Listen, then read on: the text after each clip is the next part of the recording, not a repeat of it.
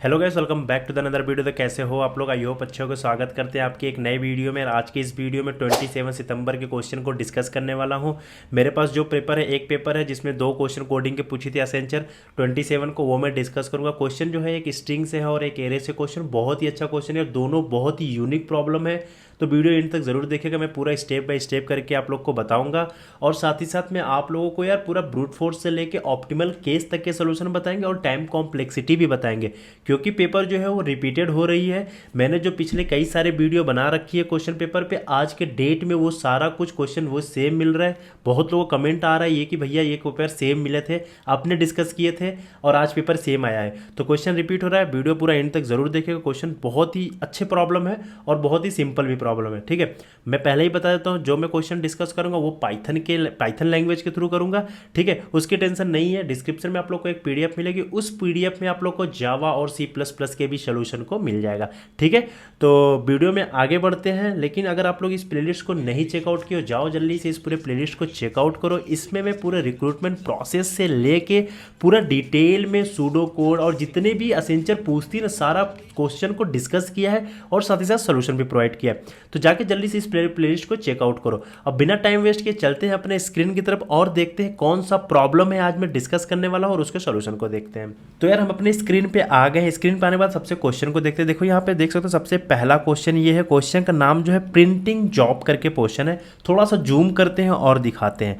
तो यार क्वेश्चन जो देखोगे आप लोग कुछ ऐसा दिया हुआ है। मैं थोड़ा सा पढ़ देता हूँ क्वेश्चन को, बाकी मैं बताता हूँ क्या कह रहा है। देखो, there is a printing shop where the customer submit their printing job at regularly interval पे, okay, and each job take a fix amount of time to complete, okay. कुछ जॉब जो फिक्स अमाउंट ऑफ टाइम में वो complete करता है। You are given an integer value N denoting the total number of printing job. हमारे पास एक N दिया है कि उसको इतनी ही जॉब प्रिंट करनी है, मतलब इतनी वॉल ले लो या फिर कुछ ले लो, उतनी ही प्रिंट करनी है, ठीक है। एंड एक्स दिया है जो डिनोट कर रहा है the time duration after which the next print is job arrive. तो हमारे पास एक एक्स दिया होगा, वो क्या होगा कि वो बताएगा, ये बताएगा कि कब नेक्स्ट जॉब कब स्टार्ट होगा, कितने समय बाद स्टार्ट होगा, ठीक है। यही बोला है ना, after which next print job arrive होगा, ठीक है। तो कब आएगा next job basically. Your task is to find and return the integer value representing how long the last job will have to wait in a queue considering one print will take exactly 10 minutes in case there is no waiting time return 0। इसका मतलब मैं बता रहा हूँ, वो बोल रहा है कि जो सबसे लास्ट जॉब होगी वो कितना वेटिंग टाइम होगा उसका क्यू में, वो बताना है हमें, ठीक है। यहाँ पे वो बताना है और बोला है कि एक जॉब को करने पे एग्जैक्टली 10 मिनट तो लगेगा ही लगेगा, ठीक है। सिंपली मैथमेटिक्स का प्रॉब्लम है। अब यहाँ पे आप देख सकते हो कि an integer value N representing the number of printing job. यहाँ पे देख सकते हो, जैसे यहाँ पे 4 हो गई, ये हमारे पास 4 क्या है, नंबर ऑफ प्रिंटिंग जॉब है, उसको 4 जॉब प्रिंट करना है। अब N integer value x representing the time duration after which the next printing job arrived. ये बता रहा है कि इतने 5 जो है 5 मिनट में, ये मिनट है बेसिकली, 5 मिनट में नेक्स्ट जॉब अराइव हो जाएगा, ठीक है। तो अब इसको मैं सिंपली यहाँ पे देख सकते हो, रिटर्न इंटीजर वैल्यू हमें रिटर्न करना है और ये दिया एग्जैक्टली 10 मिनट तो लग ही रहा है। अगर ऐसा नहीं हो रहा है, वेटिंग टाइम नहीं हो, तो वहाँ पे 0 प्रिंट करना है, ठीक है।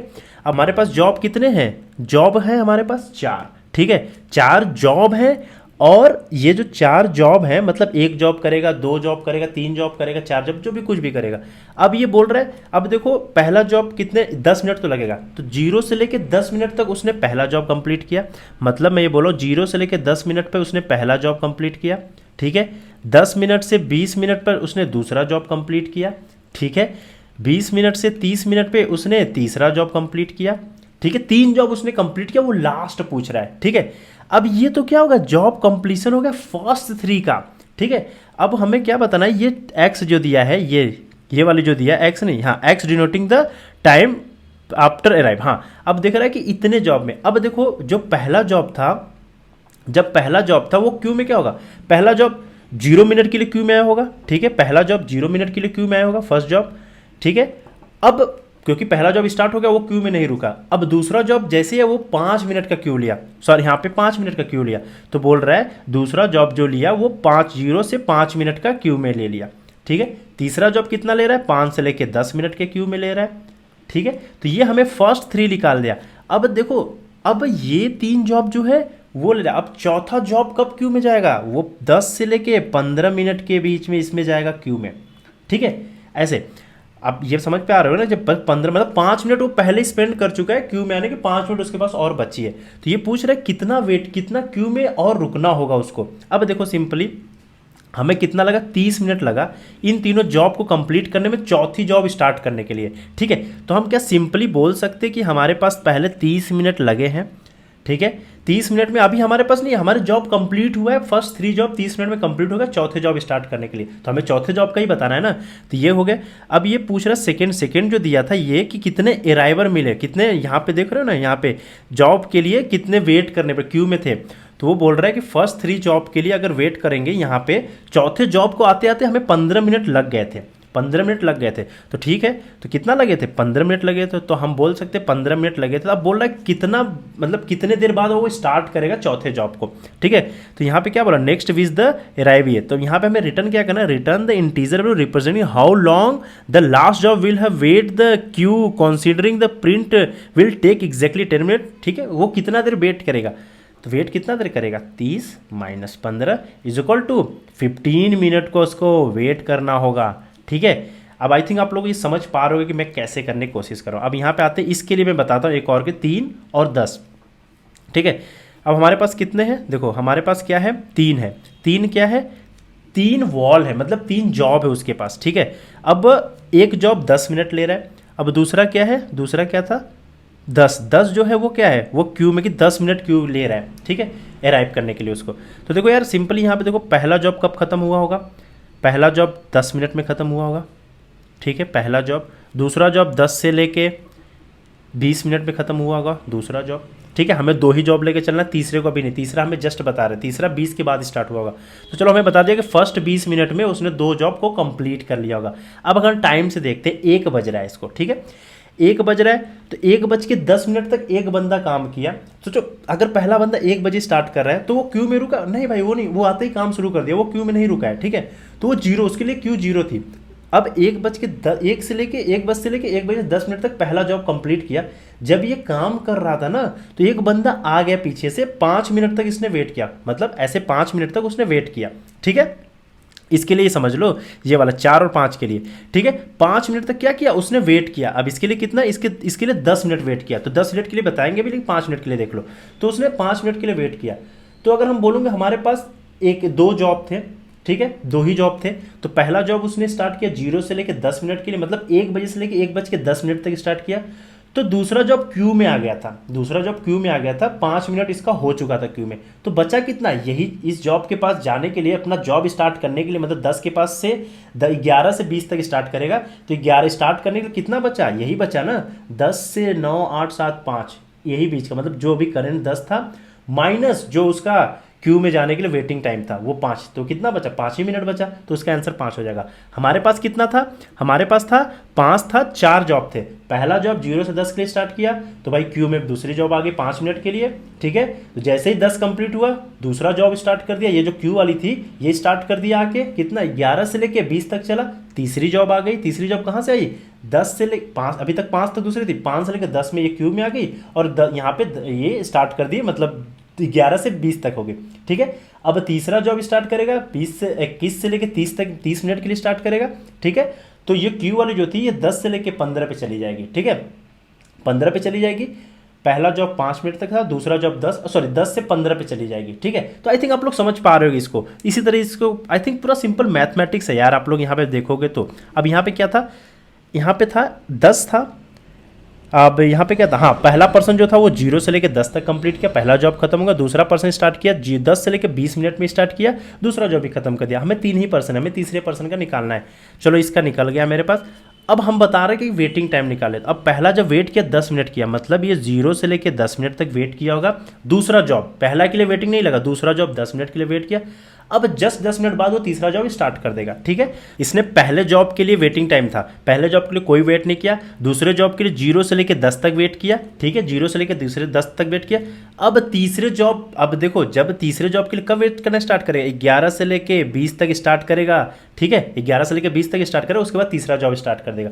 तो अगर हम टाइम बताया तो ये 20 मिनट लगा और ये 20 मिनट लगा, 20 माइनस 20 कितना हो जाएगा, 0। तो इसको कोई वेटिंग टाइम नहीं लगा। ठीक है, यहाँ पे कोई यह बता सकते हो कि यहाँ पे 0 लगा अराइवल टाइम के लिए। ठीक है, इसलिए इसका 0 आया। तो अभी हम थोड़ा सा कोड की तरफ चलते हैं और आप लोग को समझाते हैं। सबसे पहले इस प्रॉब्लम को जो मैं सॉल्व करूँगा ब्रूट फोर्स अप्रोच से करूँगा। ठीक है, अब ब्रूट फोर्स अप्रोच क्या है यहाँ पे देख सकते हो आप लोग। ब्रूट फोर्स अप्रोच ये यहाँ पे हमने सिंपली क्या लिख दिया, टोटल प्रिंट टाइम हमारे पास टोटल जो है 0 है, अराइवल टाइम अभी 0 है। ठीक है, अब हमने स्टार्ट किया फॉर आई इन रेंज 1 से n तक गया। अभी के केस में n हमारे पास 4 है, 4 नंबर है, तो हम 1 से क्यों स्टार्ट करें।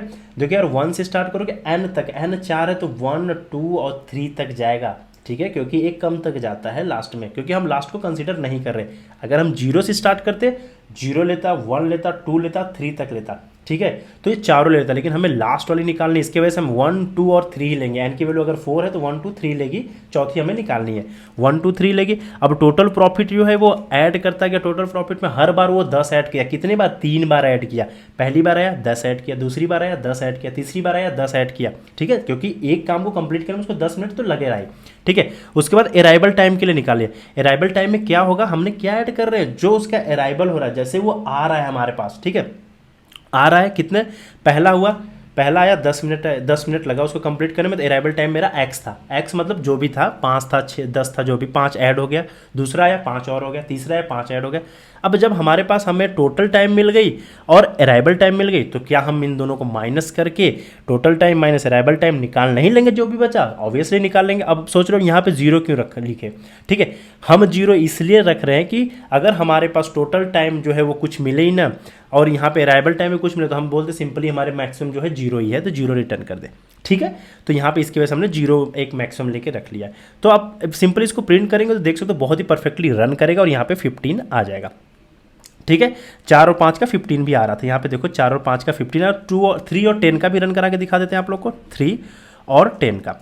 ठीक है, ये रन करोगे, ये भी बहुत सिंपली रन करेगा। यहाँ पे देख सकते हो 0 आ गया। ठीक है, तो ये हमारी किसकी, ये हमें ब्रूट फोर्स के जरिए की। अगर हम इसकी टाइम कॉम्प्लेक्सिटी की बात कर लेंगे तो यहाँ पे हमने बिग ऑफ n लिया, क्योंकि n जो है वो ट्रेवर्स कर रहे हैं, कहाँ तक ट्रेवर्स करेंगे, n-1 तक करेंगे। n क्या है हमारे पास, टोटल नंबर ऑफ वॉल है, टोटल नंबर ऑफ जॉब है। ठीक है, तो ये है, और स्पेस तो हमने कोई भी नहीं लिया।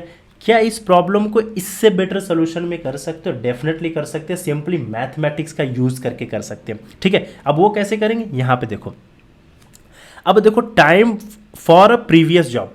अब देखो हमारे पास n जॉब थे।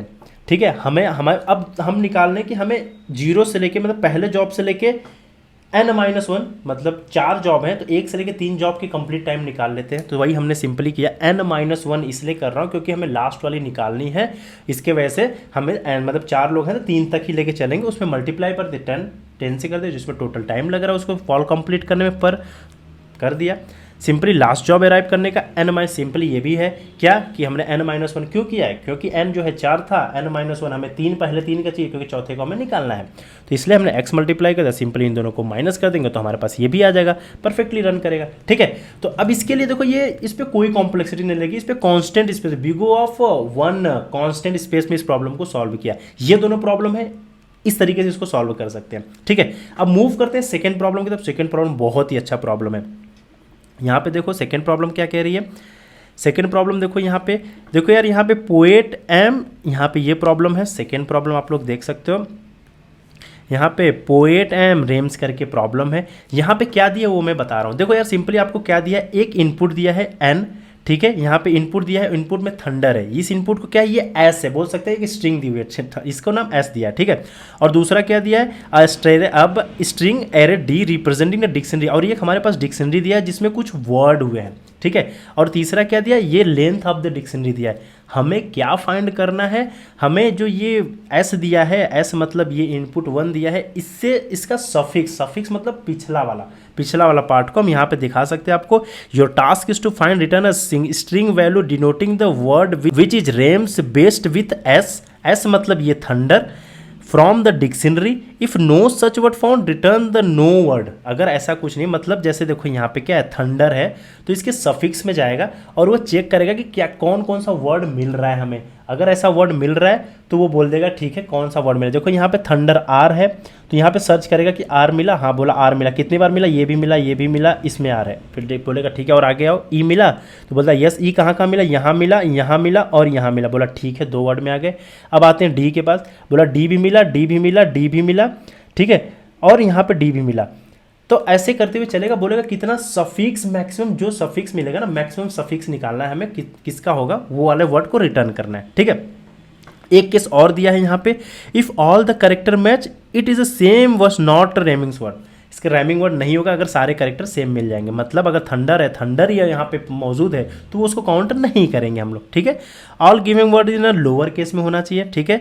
मल्टीपल रैमिंग वर्ड्स अगर प्रेजेंट है तो हमें कौन सा प्रिंट करना है, डिक्शनरी में जो सबसे ऊपर होगा उसको प्रिंट करना है।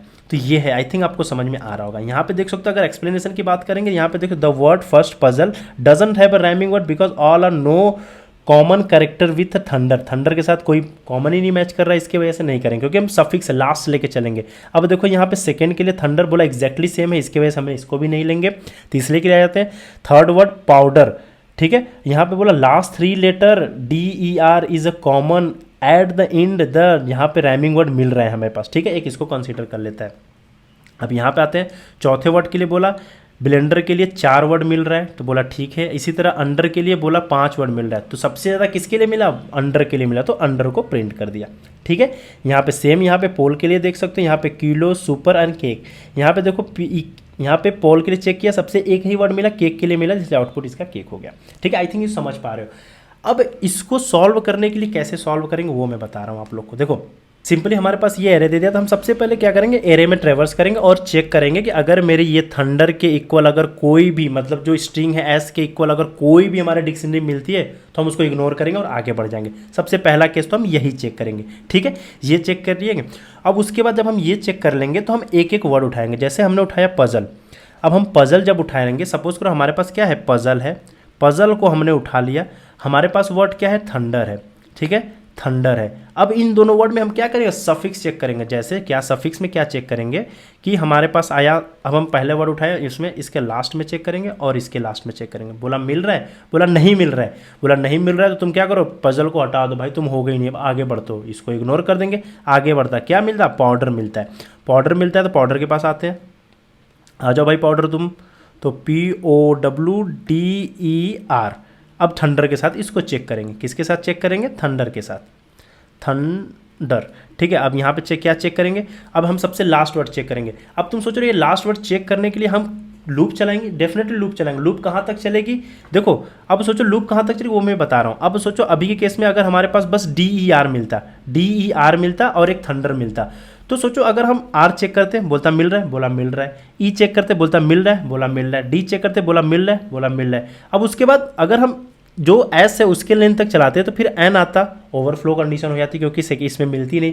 तो हम क्या लूप कहाँ तक चलाएंगे, मिनिमम ऑफ S1, और जिस वर्ड के लिए चेक करें उसमें जिसका लेंथ मिनिमम होगा वहाँ तक लूप चलाएंगे। जैसे इन दोनों के लिए चला रहे थे, अगर DER रहता तो इन दोनों में मिनिमम यहीं तक चेक करते हैं हम लोग, ठीक है। अब आ जाते हैं पाउडर के लिए, RR बोला यस मिल गए, तो क्या करो एक काउंट रखो, उसको इंक्रीज करो, तो यस 1 मिले हैं। फिर E बोला यस मिल गए हैं, मतलब यहाँ पे पीछे से चल रहे हैं, बोला मिल रहे हैं, बोला काउंटर को 2 कर दो। DD बोला यस मिल रहे हैं, काउंटर को इंक्रीज करके क्या कर दो, 3 कर दो। इसके लिए क्या मिला, 3 मिला। अब आया W क्या है, बोला नहीं है, तो बोला ठीक है आगे बढ़ो। आगे क्या आया, आगे पास हमारे पास क्या आया, सॉरी ब्लेंडर आया, ठीक है। आगे क्या आया, यहाँ पे BEL, सारे स्मॉल केस में रहेंगे, ठीक है, मैंने कैपिटल लिख दिया। अब यहाँ पे थंडर के लिए चेक करेंगे, ठीक है, इसके लिए थंडर के लिए चेक करेंगे। अब क्या आता है, सबसे पहले R आता है, बोला यस R आया, काउंटर को 1 इंक्रीज़ कर दो। फिर E आया, बोला काउंटर को 1 इंक्रीज़ कर दो, ठीक है। फिर क्या आया, D आया, बोला काउंटर को 1 इंक्रीज़ कर दो। फिर क्या आया, N आया, बोला काउंटर को 1 इंक्रीज़ कर दो, 4 कर दो। अब क्या आया, E आया, बोला कि क्या E है, तो बोलता नहीं है, तो बोला ठीक है अब आगे बढ़ो। आगे क्या है, यहाँ पे अंडर है, अंडर के लिए चल के चेक करते हैं, अंडर और थंडर, ठीक है। अब हमने क्या किया, यहाँ इसके लिए चेक करते हैं, इसके लिए क्या चेक करोगे, ई के लिए चेक किया, आर बोला यस है, काउंटर इंक्रीज़ करो। ई के लिए चेक किया, यस है, इंक्रीज़ करो। एन डी के लिए चेक किया, यस मिल रहा है, इंक्रीज़ कर दो, 3 कर दो यहाँ पे, ठीक है। एन के लिए मिला, बोला यस, आगे बढ़ो, 4 कर दो। यू के लिए चेक किया, बोला यस, आगे बढ़ो, इसको 5 कर दो। फिर एच आया, बोला नहीं है भाई, ख़त्म हो गई मैक्सिमम। अब इन तीनों को स्टोर करके हम रखते हुए चलेंगे। क्या क्या मिला था हमें, सबसे पहले क्या मिला, 3 मिला था, 4 मिला था और 5 मिला था। इनमें से मैक्सिमम कौन है, 5 है। 5 किसका मैक्सिमम है, अंडर का, तो क्या प्रिंट हो जाएगा, अंडर। इसका आउटपुट देखोगे यहाँ पे तो क्या प्रिंट है, यहाँ पे देख सकते हो अंडर, सॉरी यहाँ पे आउटपुट देख सकते हो, यहाँ पे अंडर, ठीक है। तो आई होप आप लोग को समझ में आ रहा है ये कैसे वर्क कर रहा है। अब हम चलते हैं, सेम मैंने सेकंड एग्जांपल भी लिखा है इसी तरीके से, टाइम वेस्ट नहीं करते, आइए अपने आइडियली पे चलते हैं और इसको कोड करते हैं और समझाते हैं आप लोग को मैंने क्या बोला है, ठीक है। चलो यार स्क्रीन पे आ गए, अब क्वेश्चन को देखते हैं। यहाँ पे देखो यार, यहाँ पे बेस्ट वर्ड लिया, बेस्ट वर्ड में हमने लिखा नो वर्ड, क्योंकि उन्होंने बोला था अगर हमारे पास कोई वर्ड नहीं मिले तो हमें सिंपली वहाँ पे नो वर्ड प्रिंट करना है, ठीक है। उसके बाद यहाँ पे बेस्ट मैच लेंथ हमने 0 लिया, इसका यूज़ भी मैं बता देता हूँ आगे क्या होने वाला है।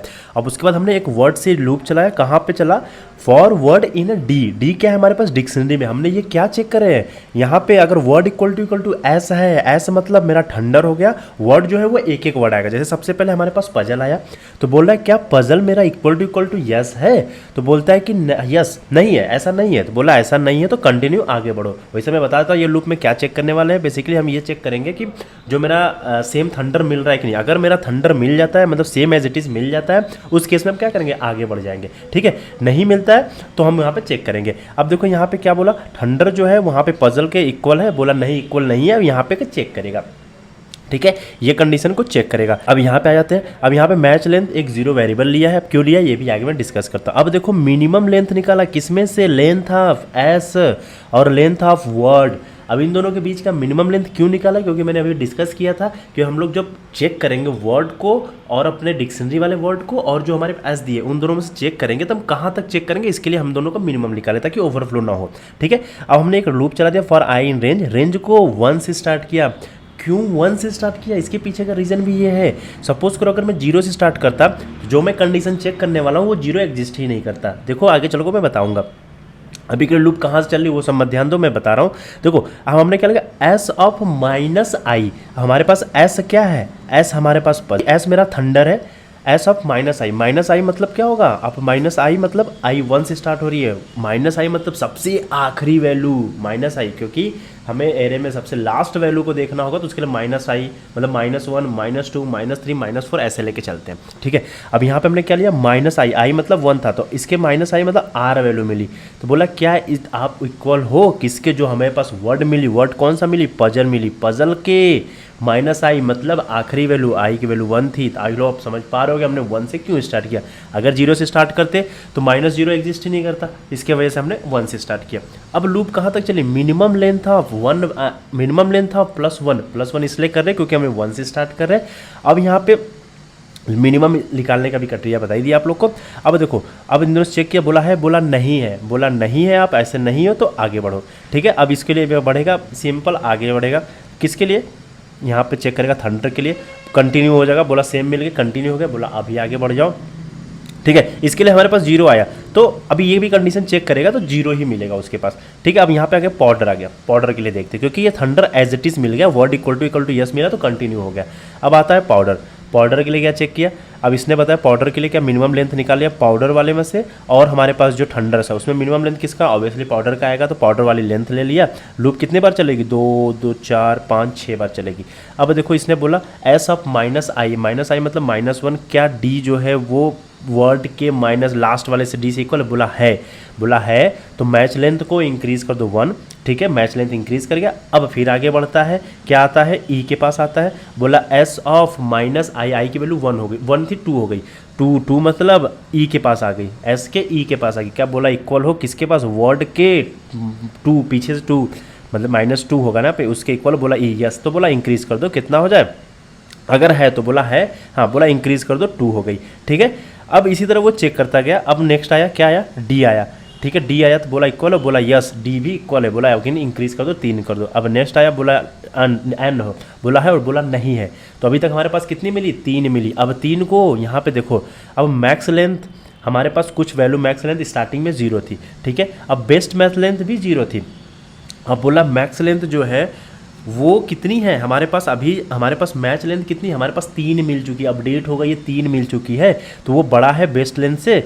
बोला बेस्ट मतलब यस बड़े हो, तो बोला ठीक है तुम बेस्ट के पास चले जाओ कि हमें तो बहुत बेस्ट केस अभी मिल चुका है। हम बोले थे ना जितना मिलेगा सब कुछ स्टोर करके रखें, उसमें सबसे लास्ट में मैक्सिमम लेंगे। तो हमारे पास अभी 3 मिली थी, 3 लेके चले गए। अब यहाँ पे बेस्ट मैच को हम लोग दे दिए कि 3 तो हमारे पास रख लो, अभी तक हमारे पास 3 बेस्ट मिली है।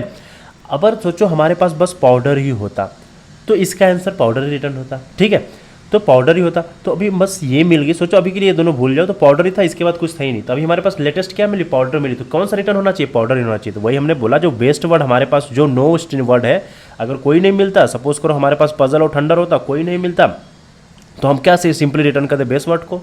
अगर मिल रहा है तो बेस्ट वर्ड को क्या करो, अपडेट कर दो। किससे कर दो, जो हमारे पास वर्ड मिली है जिसके लिए हम कैलकुलेट कर रहे हैं क्या, पाउडर के लिए, तो यहाँ पे अपडेट करके पाउडर कर दो, फिर लास्ट में बेस्ट वर्ड को प्रिंट करा दो। आई थिंक आप लोग समझ पा रहे होगे। सेम ऐसे ब्लेंडर के लिए, वो ब्लेंडर के लिए करते हैं, तो यहाँ पे चेक करता है तो ब्लेंडर के लिए जो होती मैच काउंट होती है वो कितने हो जाती, 4 हो जाती। तो यहाँ पे बेस्ट मैच में कितनी हो जाती, 4 हो जाती, और मैच लेंथ 4 हो जाती है। बेस्ट मैच लेंथ में कितनी थी, 3 थी पहले की, किसके वजह से, पाउडर की वजह से। तो अब ये बोला कि नहीं हमसे उससे अच्छी वैल्यू मिल गई, 4 मिल गई, तुम उसको अपडेट कर दो। उसको अपडेट किया, जैसे ही बेस्ट मैच में क्या दिया, 4 दे दिया। अब बेस्ट मैच का वर्ड पिक कर लेगा, कौन सा, ब्लेंडर पिक कर लेगा, ठीक है।